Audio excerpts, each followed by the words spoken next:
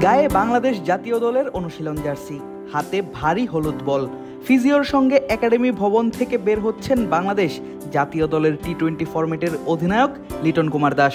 Academy ভবনে লিটনের কি কাজ ছিল সেটি অবশ্য আলাদা করে বলে দেওয়ার কিছু নেই। নিজের ফিটনেস ট্রেনিং শেষ করেই যে বের হচ্ছেন এই উইকেট কিপার ব্যাটার, সেটি অনুমান করা যায় খুব সহজেই। দেখা গেল ফিজিওর সঙ্গে কথা বলতে বলতেই লিটন এগিয়েছেন ড্রেসিং রুমের দিকে।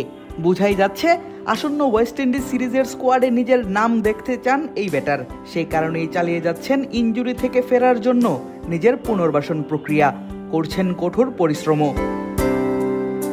গেল এশিয়া কাপে ব্যাট হাতে দুর্দান্ত ছন্দে ছিলেন লিটন দাস। ছন্দে ছিল তার অধীনে বাংলাদেশ দলও। গ্রুপ পর্ব পেরিয়ে লিটনের দল জায়গা করে নিয়েছিল সুপার ফোরে। আর সুপার ফোরের প্রথম ম্যাচেই শ্রীলঙ্কাকে দারুণভাবে হারিয়ে আভাস দিয়েছিল ফাইনালে খেলার।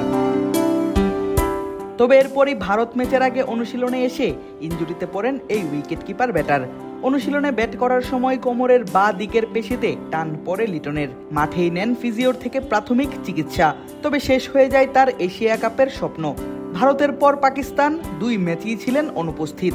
আর সেই 2 ম্যাচে হেরেই বাংলাদেশের ভঙ্গ হয় এশিয়া কাপের 4র্থ ফাইনাল খেলার স্বপ্ন।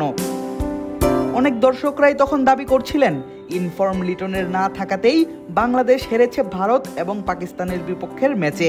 দেশে ফিরে এসে লিটন জানিয়েছিলেন সেই 2 ম্যাচে না খেলতে পারার আক্ষেপ আছে তারও। হ্যাঁ, অবশ্যই থাকতে পারলে তো ভালোই হতো। এশিয়া কাপে যদি আমি বলি যে বরাবর ইন্ডিয়া পাকিস্তান হচ্ছে বিগ ম্যাচ, এটা সবাই জানে।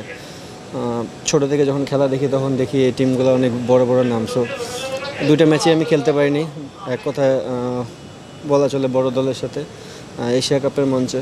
খেলতে পারলে খুব ভালো লাগতো, পরেরটা পরে, বাট খেলতে পারলে ভালো লাগতো। এখন যে কোনো ব্র্যান্ডের পুরাতন এসি বদলে নতুন ওয়ালটন এসিতে উপভোগ করুন 25% ছাড়। তবে এশিয়া কাপের স্বপ্ন লিটনের ভঙ্গ হলেও সামনে আরো বড় স্বপ্ন নিয়ে এগুচ্ছেন টাইগার এই অধিনায়ক। আগামী বছরের শুরুতেই ভারত এবং শ্রীলঙ্কার মাটিতে অনুষ্ঠিত হবে 2026 টি-20 বিশ্বকাপ। এবারের বিশ্বকাপের কন্ডিশন বেশ পরিচিত বাংলাদেশের ক্রিকেটারদের। সুযোগ আছে ভালো করার। আর বিশ্বকাপের আগে আছে ওয়েস্ট ইন্ডিজ এবং আয়ারল্যান্ডের বিপক্ষে ঘরের মাটিতে সিরিজ। আছে দেশের একমাত্র টি-20 ফ্র্যাঞ্চাইজি লিগ বিপিএল এর আসরও। ফলে বিশ্বকাপের আগে প্রস্তুতিরও কমতি থাকবে না ক্রিকেটারদের।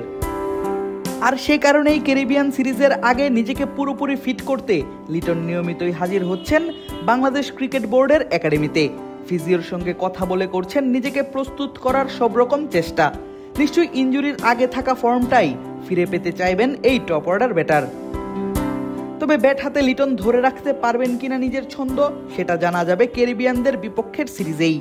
আগামী 15ই অক্টোবর বাংলাদেশে এসে পৌঁছানোর কথা রোস্টন চেজের দলের।